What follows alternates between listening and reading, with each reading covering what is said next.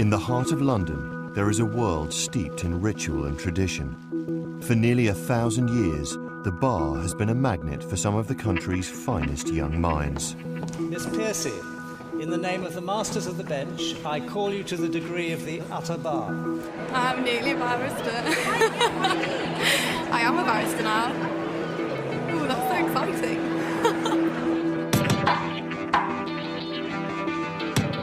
I'm very happy that I finished. Broke, 24, and I'm no longer a student, so it's very good. The next step is to get a job in a barrister's chambers. Competition is intense.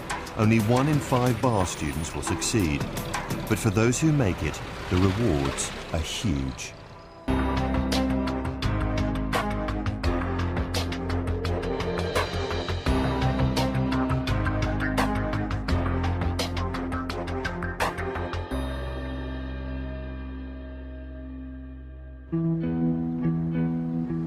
All young barristers have one thing on their mind: securing pupillage, an apprenticeship at a set of chambers.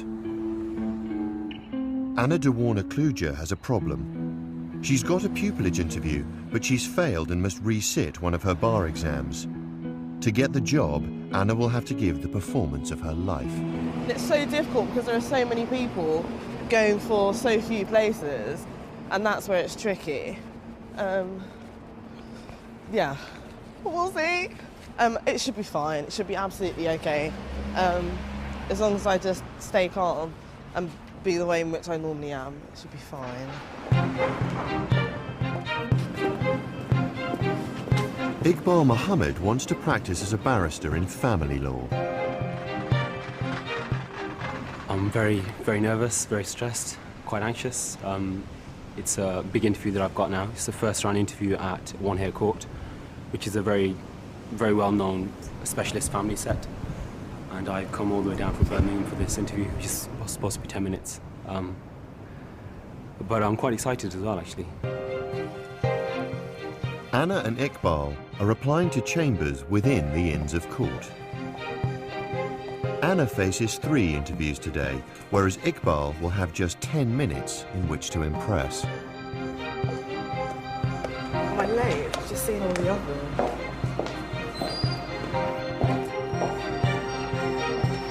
Anna is seeking a pupillage in criminal law. Try and relax. Thanks.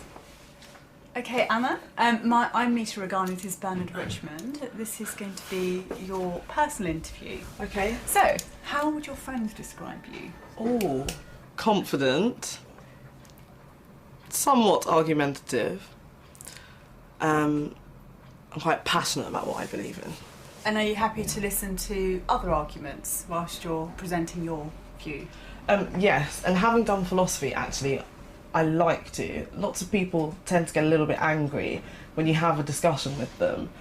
They seem not to be able to hear other people's opinions and then come back with their argument. They tend to get quite irate and go, well, you're wrong and I'm right.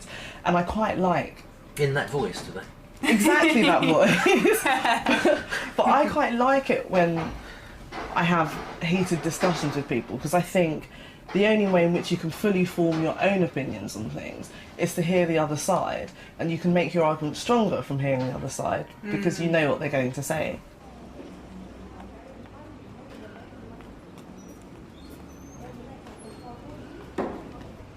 God, I wish I drank alcohol, you know. Could do with the whiskey. I've never had one, but it's a good time to find out what it's like. The stress of it was much worse than the interview. And it's from 30, they whittle it down to 10. So there's a 1 in 3 chance, so I thought, pretty reasonable odds, not that bad. Give us a 2-minute potted history of your life, focusing on the high spots. I went to a very nice school on a scholarship, which was really nice because it exposed me to things I probably wouldn't have been exposed to, developed my interest in music. I went to a nice university, which wasn't my initial university of choice, but it worked out better. So I got to be president of my students' union and host 2 summer balls while wearing a tiara. So Both you don't years. like things where you have to wear something on your head? Well, it was quite nice. That's quite a good job for it, isn't it? Oh, completely. And did the law conversion and then did bar school, which I've obviously enjoyed much, much more. And now I work as a project management administrator for an office furniture company. Is that a high point? I'm not sure. Okay.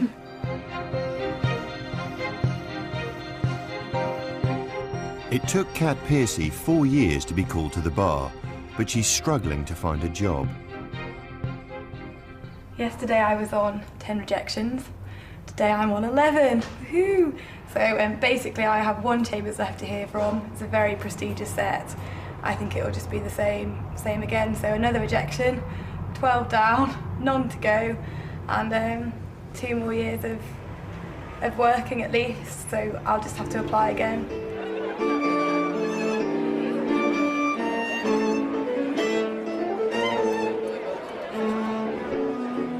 Middle Temple is one of 4 inns of court to which all barristers must belong. The Temple's calendar is sprinkled with social occasions, giving students the opportunity to rub shoulders with some of the most successful lawyers in the world. Which one's left to come? 20 Essex Street. Right. Exactly. I was a pupil there. They turned me down. But chances are it's a rejection this late in the day.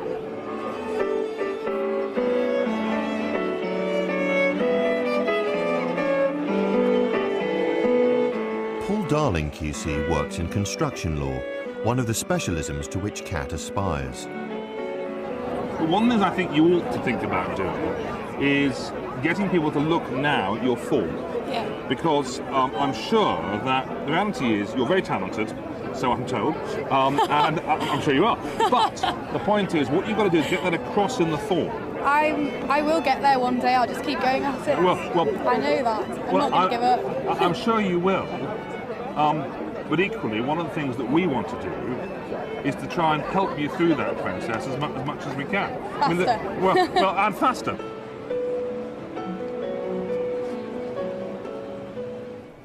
Anna's final interview begins with the toughest challenge of the day. The question I want to ask you about, I don't know if you've read in the news about the mother who's asked doctors to give her daughter a hysterectomy. Have you read about this case? Yeah. Can you put forward for us 3 arguments in support of the mother's position? It will provide a better standard of life for her daughter in the future. Secondly, it will cause a lot of trauma to the daughter if a hysterectomy is not provided. It will cause a lot of trauma to her right now. And thirdly, it's in her daughter's best wishes. I don't know whether there's enough of a distinction for that third one. Let me try and help some more. I'm thinking really about the issue of consent. How does the issue of consent have a bearing on the argument? Even though she has a limit, I'm not sure of her precise age right now, but even though she has a limited mental ability, that doesn't necessarily detract from her ability to consent to this operation. Is that right? Well, I'm not sure how poor her interaction is at the moment. Let's assume, for the sake of argument, she's got a mental age of a 6-month-old baby. How does that affect the issue of consent? The problem there is that if she does have the mentality of a 6-month-old baby, she won't be able to provide consent for this.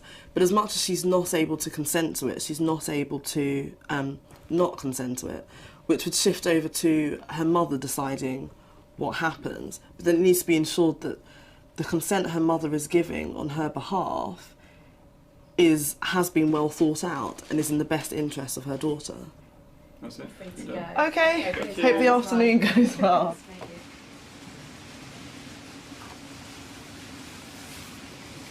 Hi, Mum.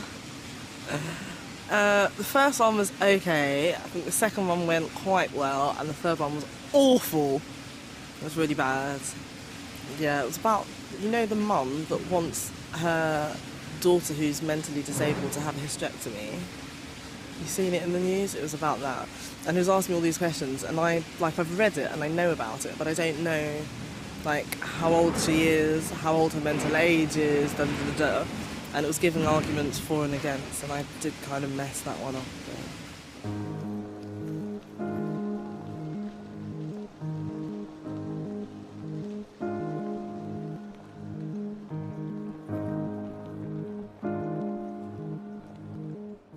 I think that you're going to have to be a little bit realistic, to be blunt. And I'm afraid I went through this as well, so no.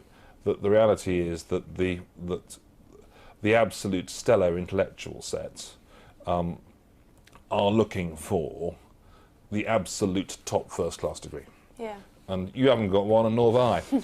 That sounds right. I mean, I think one of the things I've always looked at is I've always wanted to go to the best places. I mean, there's no question, no suggestion that you should be going to anything other than a really good set, in my view. But just knock out the top 6. Okay. When you applied to them before, they've turned you down. Yeah. I mean, for example, you applied to Moncton or not? Yes, I did, yeah. And what did they say? No. And not even to interview. And you presumably applied to Brick Court, Essex Court, Blackstone, yeah. 20 Essex Street, yeah. 1 Essex Court, yeah. 3 Verulam Buildings? No. I think we should think about you going to 3 Verulam Buildings. I mean, applying to 3 Verulam Buildings. They're a very good set. I've known from being at university how hard it is to get into this career, which is why I think at the moment I'm still not completely depressed by it. I mean, every rejection is, you know, you just think, crikey, when is someone just going to give me a chance? But I've always known it's going to be hard, and I guess that's something that's going to make it even more worthwhile when I get it. And, you know, maybe I'll be that little bit more experienced, that little bit more mature, so that once I do get it, I'll be really good at it, rather than going fresh from bar school and maybe being a little more inexperienced. So I have that on my side, and everything happens for a reason. There are now more law students than ever before, but the number of jobs at the bar remains the same. My pupillage, and people have to tell students this nowadays, they look at me in disbelief. I only ever had 1 pupillage interview. It was a much smaller and easier thing in those days. I think now it is much more difficult to get a good pupillage. And I think one of the challenges that we as a bar have got is to work out how it is that we can increase the number of pupillages whilst at the same time providing the funding that means that people will be able to take advantage of those pupillages and won't start their careers with all this horrendous debt. I think it's a big challenge.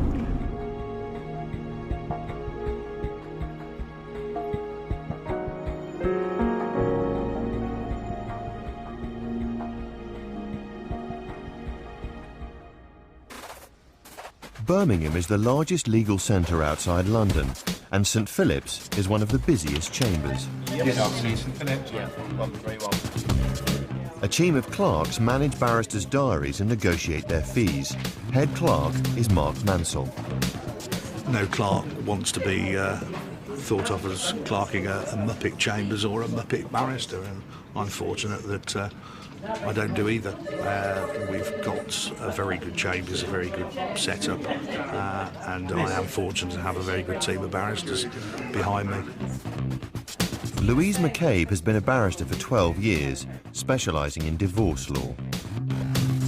She's working with a solicitor to persuade their client to settle his divorce out of court. It comes to a point where it's effectively going to be a commercial decision, right, because you're going to spend £10,000 finding out whether you're going to get your best case or your worst case scenario. She's going to spend £10,000 to do the same, and who profits out of that? The lawyers.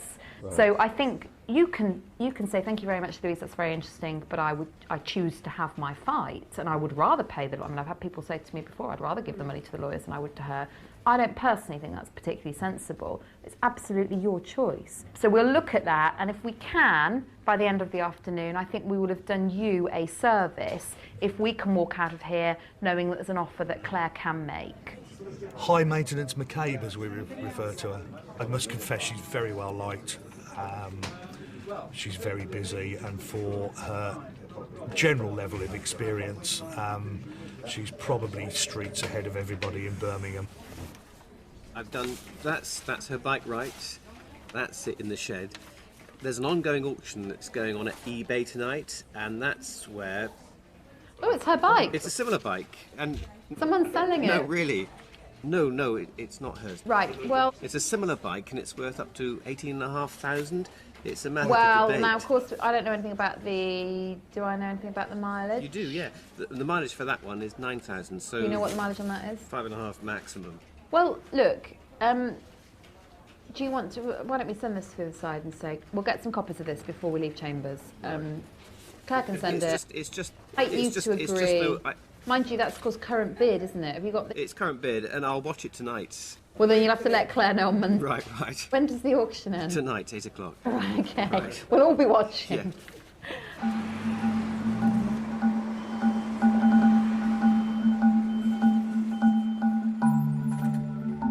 Iqbal has lived in Birmingham all his life, and his upbringing shaped his ambition. My mum got divorced twice, so I had very early exposure to, family law as a system and family law practitioners, barristers and solicitors.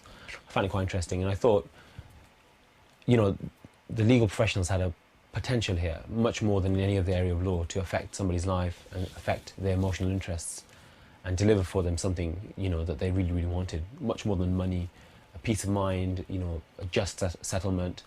So it was something that really, really attracted me to law itself from the very, very beginning. Iqbal is torn between pupillages in London or Birmingham. Today he's got an interview at St Philip's. St Philip's is a good mix of all of the positive things about the London Chambers and all of the benefits, of the provinces, basically. So that's one of the reasons why I applied, and also it's one of the best chambers in Birmingham. I think it's up there in the top 2, so that's the reason I applied here.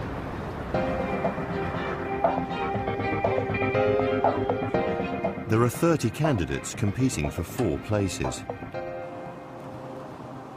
Not at stake. It's, it's a pretty difficult chambers to get into, and I'm sure the calibre of the candidates will be very, very high today, which is quite stressful. It'll be a fortnight before he finds out whether he's got the job.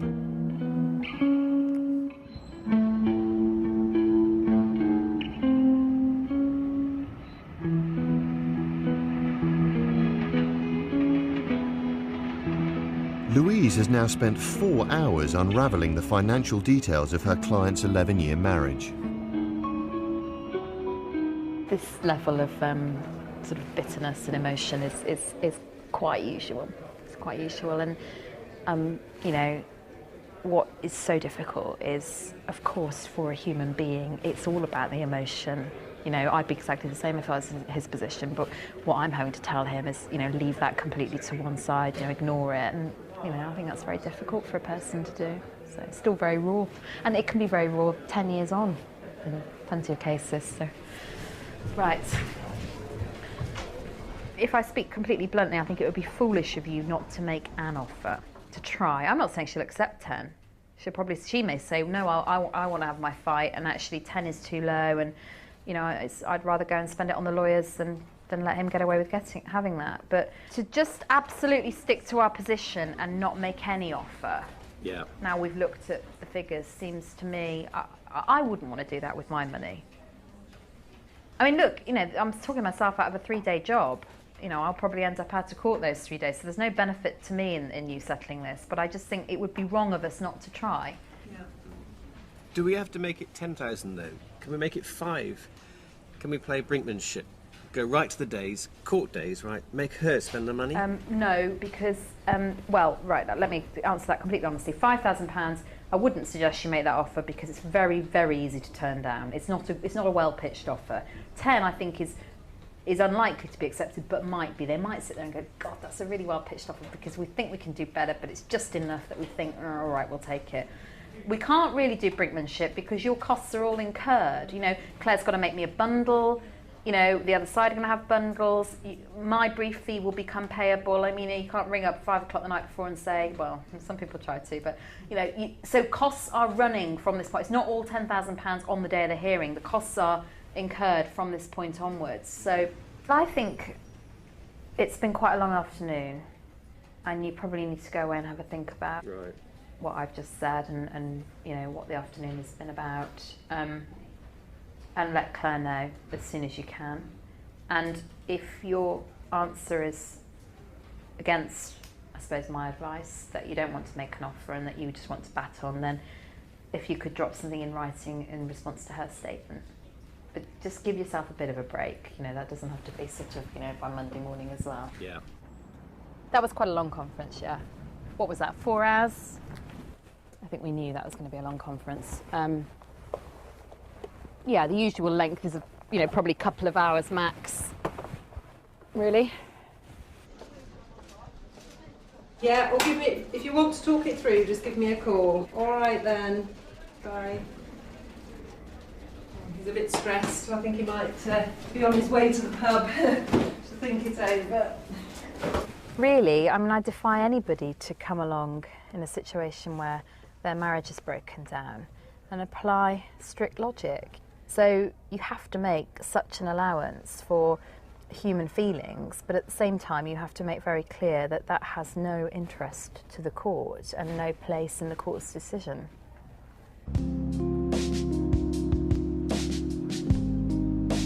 The average debt for a newly qualified barrister is £35,000. While searching for pupillage, they must make a living, and for Anna, that means a job in a furniture shop. We do a lot of work for big law firms, actually. But this is sort of a typical executive's desk. I quite like this desk, actually. I think it's really nice. And I can't get it to move because it's far too technical for me, but the top slides across and back, so all your storage is hidden, which is quite nice, a bit different.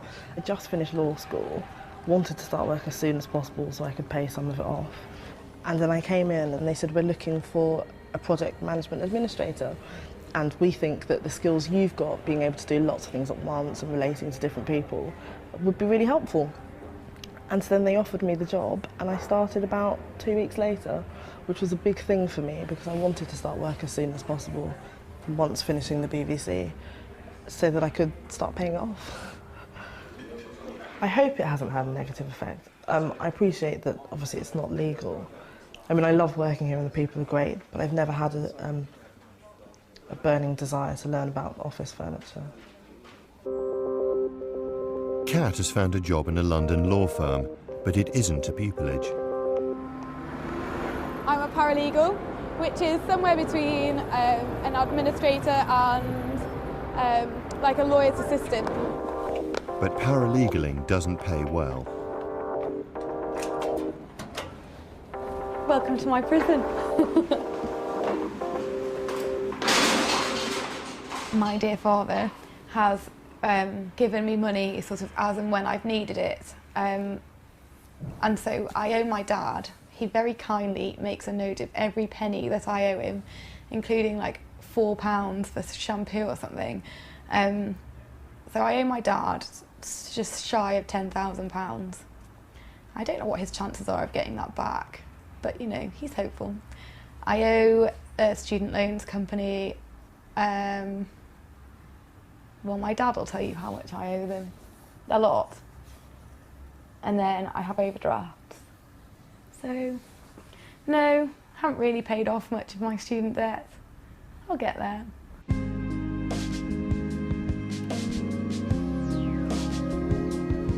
Iqbal has been shortlisted for the pupillage in London. I'm feeling quite confident because I think by the second round you know more what they're looking for, whereas the first round I always feel is quite arbitrary. If they like you, they like you. If they don't like you, they don't like you. There's nothing that you can really do to sort of, you know, other than be a different person. And in the second round, you just have to prove to them that you have the sort of legal skills and you have the ability to be a good barrister, which is why, you know, I've got stronger hopes for this round. I've done my preparation. Probably haven't prepared as much as I should have, but, you know, see how it goes.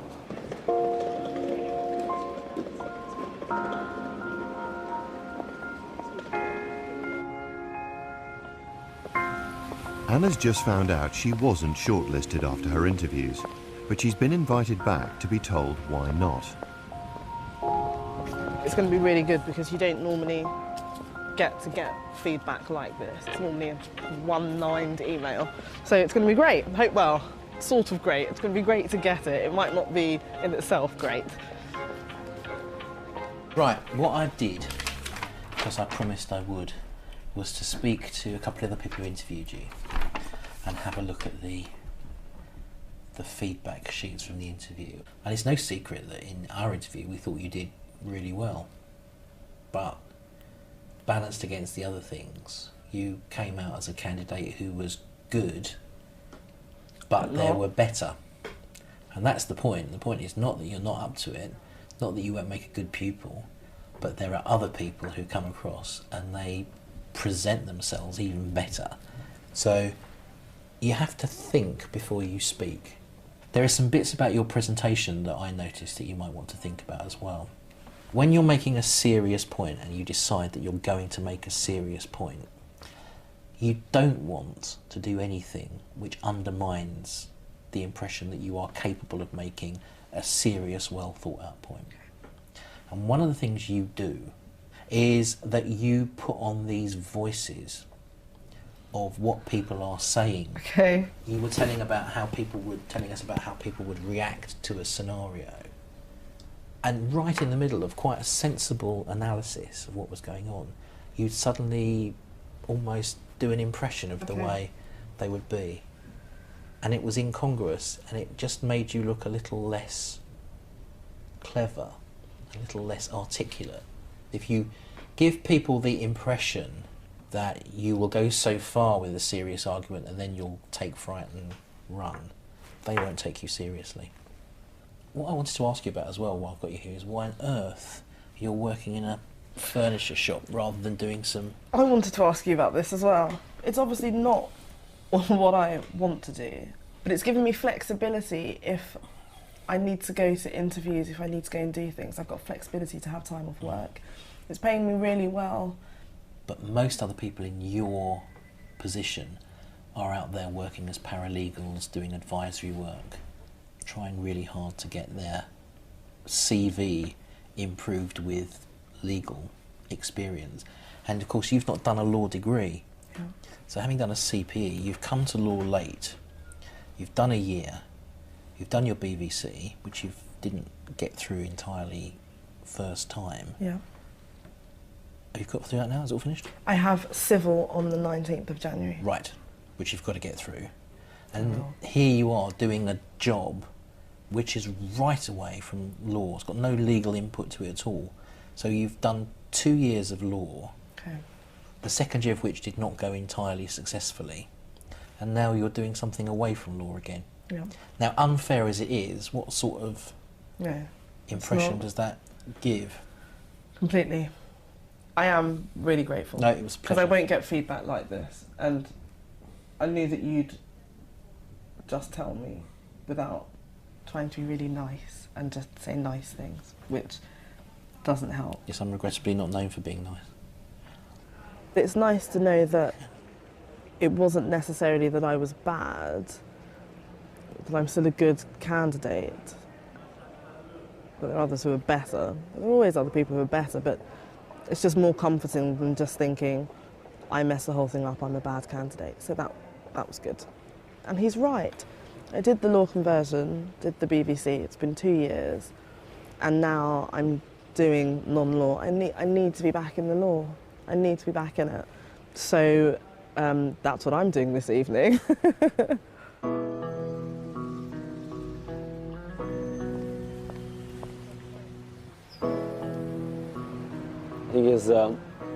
I think on balance, I did much better in my first round interview than my second round, which is annoying because the first round had nothing to do with law and the second one is all about law. Now I just have to wait. They give the results in August. St. Philip's give the results in August. I have no more interviews at the moment. So, you know, it's been okay. I just have to wait.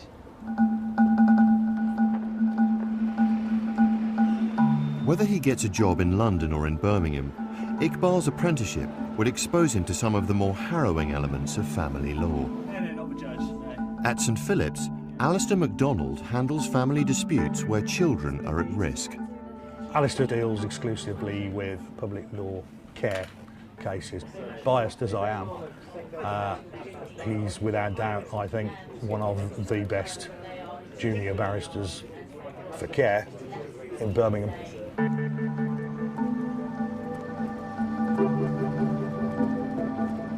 Alistair is starting the most demanding case of his career. He's representing a man whose baby has been taken away from the family home after suffering a fractured skull.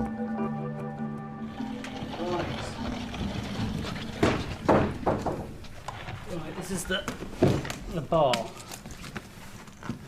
as in barristers at the bar. Barristers sit along here, instructing solicitors sit with the clients behind in order for them to be able to give us instructions as the hearing proceeds.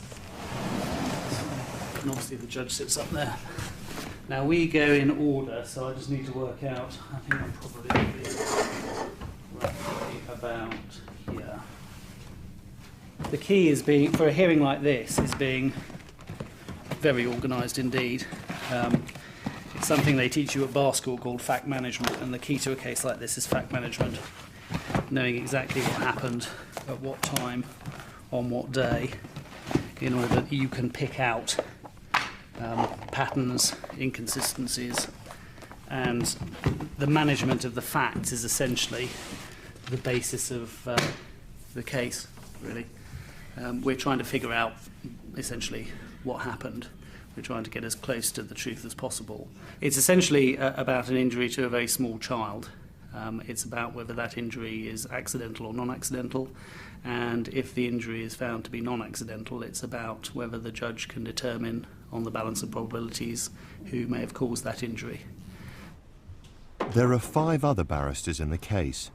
Jeremy Weston is representing the interests of the child. In this case, neither parent is able to give an explanation as to how this child received a massive skull fracture. On any version of events, something has gone wrong if a child is presented to a casualty department with a fractured skull. Ordinarily, children do not have a fractured skull unless there has been some significant accident, and normally you'd expect a carer, a parent or whatever to be able to tell you that something happened, the child was dropped from a height or was involved in a road traffic accident, or it's a non-accidental injury, which obviously is an inflicted injury.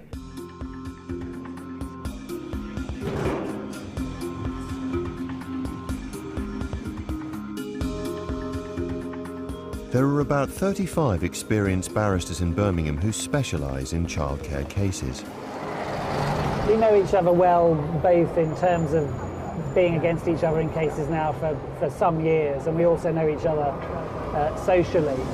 I like to think it's a bit like professional footballers, really. You know, I'm sure that, I don't know, Rooney and Gerrard see each other at parties and maybe have a drink at the bar, but when it comes to Saturday afternoon, they play like demons for their own team, notwithstanding the fact they know each other. And I think it's a similar thing at the bar, really. That's true, that is true. I see myself as the Gerrard, not the Rooney, by the way.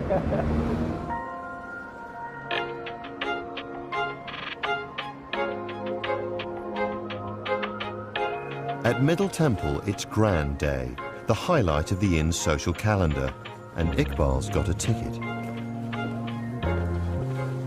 Today's a qualifying session, which is basically one of the events that you have to attend before you can get called. You're supposed to do 12 before you're allowed to get called, and I haven't done quite as much. I've done about 9, I think. And this one is it's a black tie dinner, so it's quite a formal event. Qualifying sessions include lectures, debates and recitals, but Grand Day is the most impressive dinner of the year. This is, it's in honour of the qualifying session, if I'm completely honest. but also the fact that I've forgotten how to do it. How embarrassing. And the tie is not going in. I forgot how to do it. In the surgery. The starter tonight is soup. Those of you who are on the bench are having lobster and crab soup. Those of you who are in the hall are having a pumpkin and sweet potato soup. Come in, Joe. How are you? Very well, Joe. Black tie. This is the biggest night of the year for us, yes. Because all the students could be black tied, which will be unusual this evening, definitely for the students. But it's a big, big occasion. That's why the silver's out, candelabras everywhere. It looks, the hall really does look the business. Master Seabrook's in his dinner suit and he looks absolutely superb. The occasion honours the outgoing Master Treasurer, Robert Seabrook, QC. It's the big festive occasion of the year. It's been going on in some form since medieval times. It's an excuse to really put the boat out and invite distinguished people to share the evening. I think it is very, very pompous from the outside, but it's not. This is not what we do every day, and it's not what we do every week, and it's not what every qualifying session looks like. It's a rarity, it's quite exceptional, just like an ordinary member of the public, when he attends a wedding, he dresses a bit differently, dresses a bit more formally. So I think it's okay, because it's, in perspective, it's a very, very small part of what the inn does. It is remarkable how much the students enjoy coming. I mean, you can see today the student places and indeed barristers' places are all taken up, and so they seem to thoroughly enjoy it, and you know, it's a lovely opportunity for all the inn to be together. Usually have a starter, have a main course and have a dessert. So after that, have coffee, go home. That's it, I think. That'd be quite amazing, I think, if they get strippers for Grand Day. That'd be amazing. But I don't think Middle Temple have got any strippers lined up for the evening, so I'm really sorry to disappoint you about that.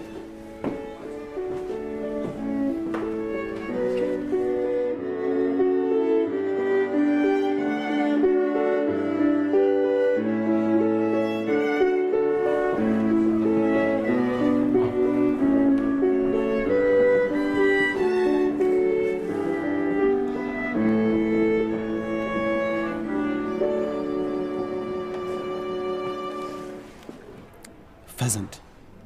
Damn it.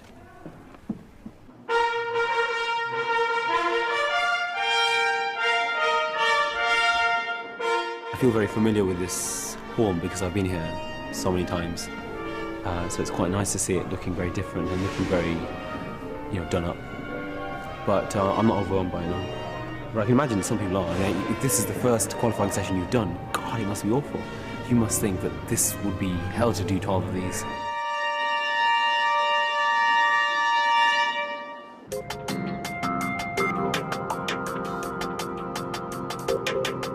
Anna has completed her qualifying sessions, but she can't be called to the bar until she passes her resit. Right now I'm revising for my civil exam on Saturday. See, I started ages ago. I typed up all of my notes again and then wrote them all out here, and then I condensed them down again into these handwritten notes, trying to get them, well, as short as possible again, really, and then condense them down again into little sort of cards that I can carry about with me, which are handy because if I'm travelling to work or I'm on a bus or a train somewhere, then I can just flick through and read through it. It just keeps me thinking about it. I'm not so sure that it makes me learn it, but it just keeps my brain thinking about what I need to think about. Saturday's exam is very important. I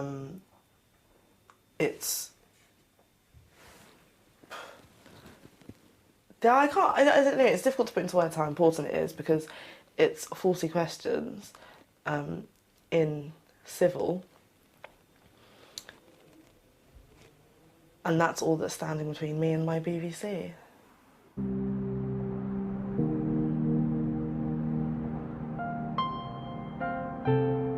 In the Birmingham childcare case, all the medical evidence has now been heard, and it hasn't made Alistair's job any easier. In terms of the case I want to run for the father, and the case that I'm instructed to run, which is that the father did not inflict the injuries, I'm not entirely where I wanted to be. At the start of a case, it was possible, on the evidence that the court had before it, that the injuries could have happened over a very wide spectrum of time, the vast majority of which my client, the father, wasn't present for. The evidence that we've had from both the experts and the mother has considerably narrowed that time frame, and it's narrowed it to the point where the only potential perpetrators of the injuries, the only two people that had the opportunity to do it, are likely to have been my client or the mother. The parents are still together. The parents are still in a relationship. They are in a very close relationship, actually. They clearly find the relationship they have extremely supportive. And within the context of that relationship, as I say, their case is that whilst they have to acknowledge that the child did suffer injuries, that they did not cause those injuries.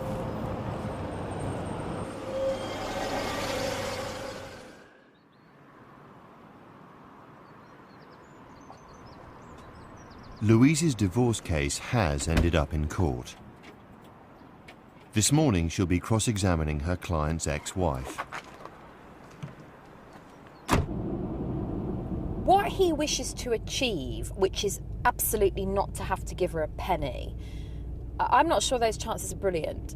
The chances of my case that I'm running for him, which is an equal division, are probably a bit better, although not guaranteed. And we have, for instance, say, 30-page schedule of furniture and contents that actually neither of the barristers nor the judge have sort of made any reference to yet, and we're steadfastly refusing to do so. But at some point the judge is going to have to decide who has taken what furniture, what is the value of what's been taken, what's the value of what's been left, and who should have what's been left. We don't even agree what furniture is presently in their marital home. So that's what's making it very difficult. We just can't agree about anything. Actually, he's asked me yesterday or Monday, do I think they're crazy? The costs in this case are £85,000 between them. Do I think he's crazy? And I said, no, I think you're human. I think you are, it's all very well, whatever, I can look at this with a sort of cold and rational eye, but that's not what this is about. This is the breakdown of a marriage, isn't it? This is, you perhaps would argue about contents if you were grieving and bitter and wounded, and both of them are. That there's obviously a high level of feeling, not positive feeling, but feeling still in that room, I think. I'm going to start by asking her about what her housing needs are, and we've got a murky cohabitee in the background, and we don't know anything about what he earns. And she says he earns £13,000 a year. She says that she doesn't know anything about what his assets are, even though they've been living together for 2 years. She doesn't know what he got in his divorce settlement. So I'm always a bit nervous, yeah. I think that's helpful. You need a bit of adrenaline in these long cases to keep you going.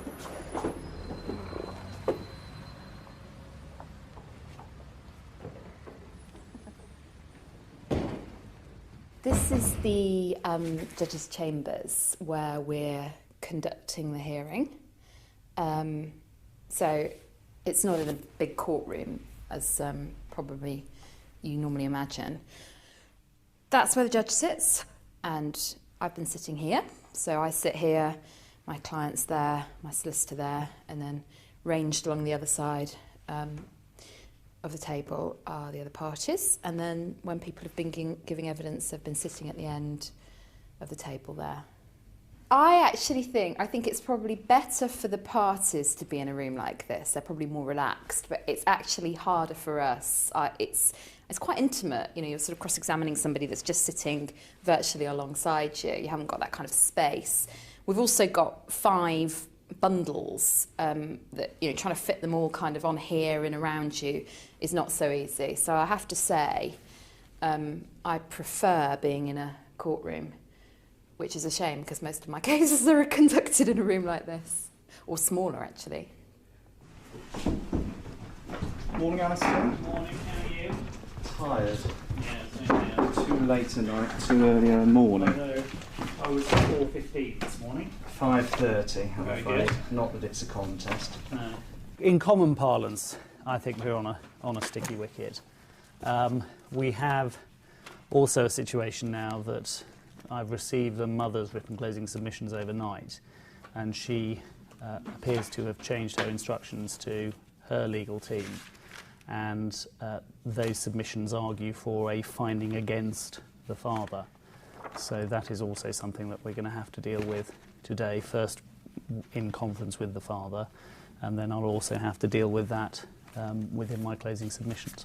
And the Guardian's position, you'll see, is still neutral. Okay, thanks for that. Right, I will, I'll have a look at yours now. Yeah, I'll take some instructions, and if there is any change in light of the mother's position, I will let you know.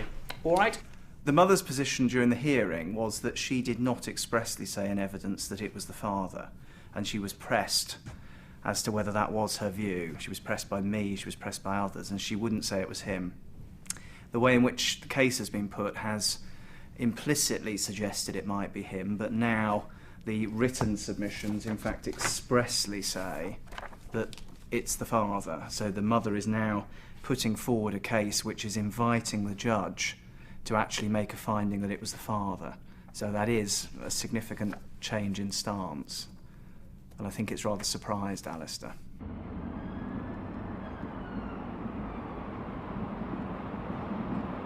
I'd been cross-examining the wife for about half an hour, 40 minutes, and she just needed a break.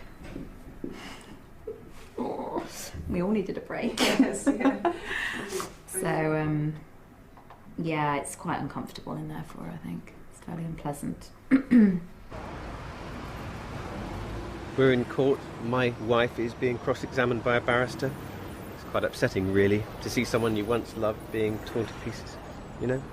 I think there is an element of thinking, oh gosh, you know, this was a marriage and now it's come to this, sitting across other sides of the table and, you know, paying my barrister to rip her into shreds, you know, which I don't think it's very dignified for anybody, but I'm afraid it's what the case has come to and what the personality involved has kind of led to, I suppose. But, you know, there were a few moments where she gave evidence, didn't she, saying, yes, he was a very good husband, he was very supportive, he was a very helpful husband, and I just thought that must have rung such a chord with him. Yeah, I think that's when he got sad. I'm sure he did get sad then.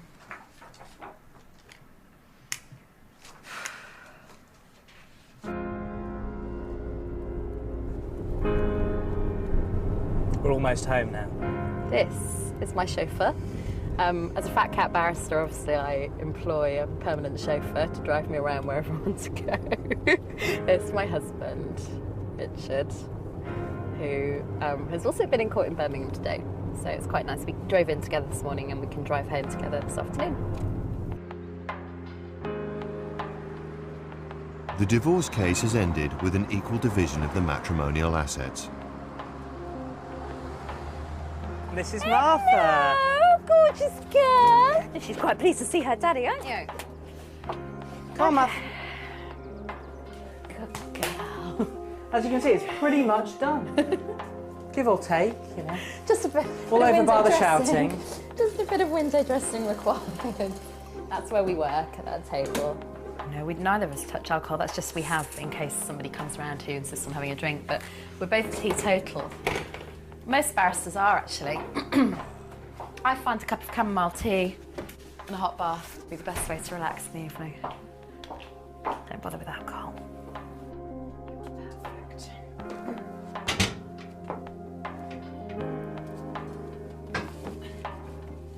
Louise's client may have had his day in court, but it has cost him over £50,000.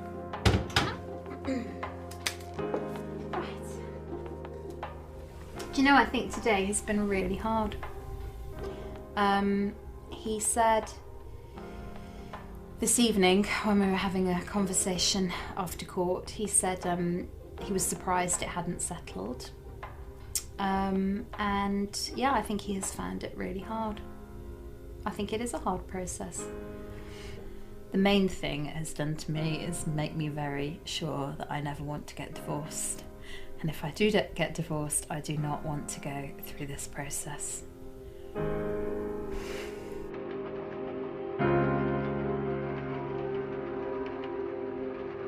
The childcare case has also reached a conclusion. We've just had judgment on the final substantive day of the case, and the judge has made her findings about what happened on the day in question to the child, and the judge has found that the injury sustained by the child was the result of a very tragic accident at the hands of the father. Notwithstanding a number of months when the father hasn't had any explanation for how this child got a skull fracture, he has today, just before we're about to give submissions, he's indicated that he wants to make a disclosure, basically. And he's disclosed that in the course of playing with the child slipped from his hands, fell to the floor, and that's how he got a skull fracture.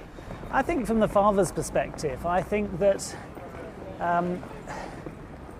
he accidentally injured the child in a pretty terrible accident, and I think I don't know, just speaking for myself, if you don't admit doing something wrong at the outset, it becomes harder and harder and harder to admit it.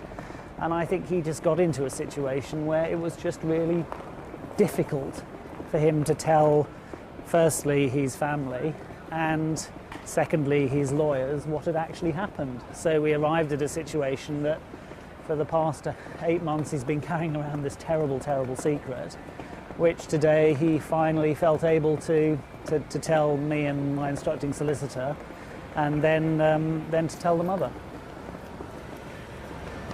It's a good result for the father, the judge finding that it was an accident, because it does increase the chances of the children being able to come home in due course.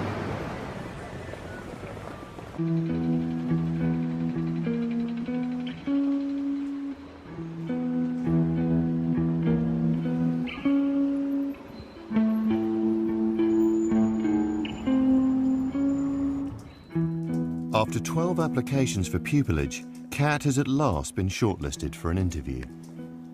I got called back for a second round interview. There was 2 pupillages and 15 people got called back. So my odds were, I had like a 1 in 7.5 chance of getting the pupillage, which is quite good actually. I came out and knew I hadn't got it, which is a shame. And I didn't get it, which you sort of expect the letter, you get the letter and go, I haven't got it, and you know it's really upsetting. Like, I was in tears, and I promised myself I wouldn't cry. I knew I wasn't going to get it, so it wasn't a surprise. But you just can't help it because you know you're so set on just wanting to start your career as a barrister. You have to stay determined. Like, I came into this wanting this career, almost from the offset with my eyes wide open. If you start thinking, oh, I'm never going to get a pupillage, well then no, you won't. If you think, I'm going to do it this year and next year, and if I don't get one, then I give up, well, then you don't deserve one. If you really wanted to do this, you wouldn't give up, and I won't give up. I'll just keep going.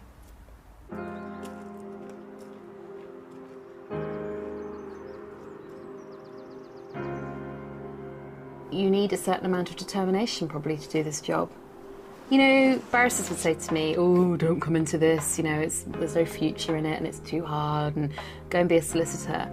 And I think, you know, you had to be able to completely ignore that. You had to want to do it enough that you were going to ignore everything that was said to you that was negative. And I would probably say the same to people now and expect that if they want to do the job enough, they'll ignore me and they'll be a great barrister.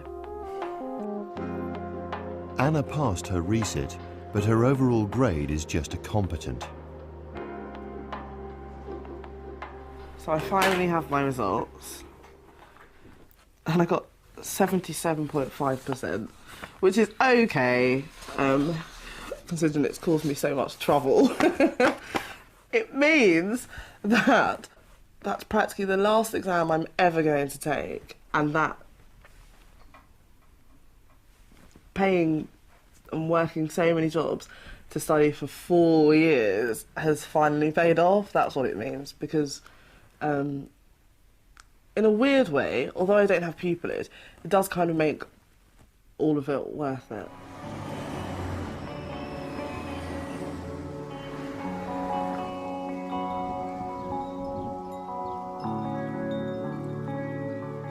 It's a weighty document. What do you think this is?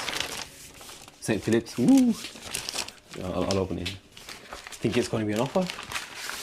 Because normally, if it's a rejection, it's a one-page letter. This will be...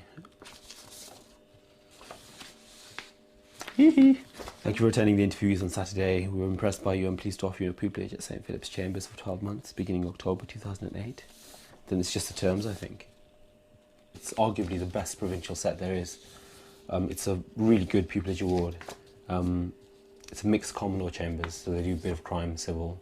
They have very, very strong civil practice.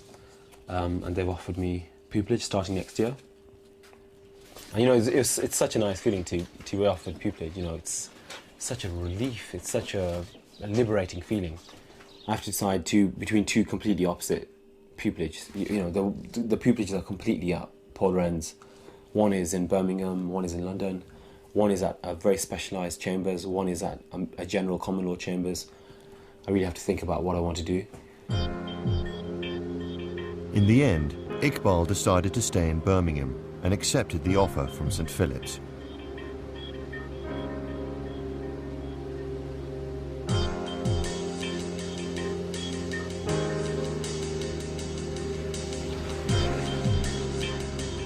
I think the great thing about the bar is that to a certain extent your career is in your own hands. I mean, clearly there are a series of defined stages you have to go through. You've got to do your degree or your conversion course, the BVC, pupillage, and you strive to get tenancy. But if you are ambitious, there are opportunities to be had that will come your way with dedication and hard work. And I think that's one of the great things about the bar. It is one of those professions, I think, one of the last professions perhaps, where just plain hard work, wherever you come from, can get you where you want to go.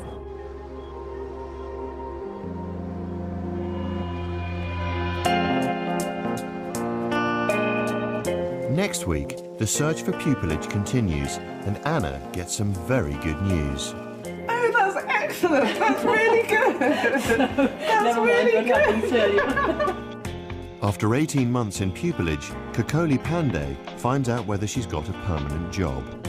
It's a personal thing. You've given your all, and if that's not good enough, then it is going to hurt. I have prepared myself for that possibility, but I haven't prepared myself for hearing them say, "We don't want you in our chambers." And at the Old Bailey, there's the first state prosecution of a murder.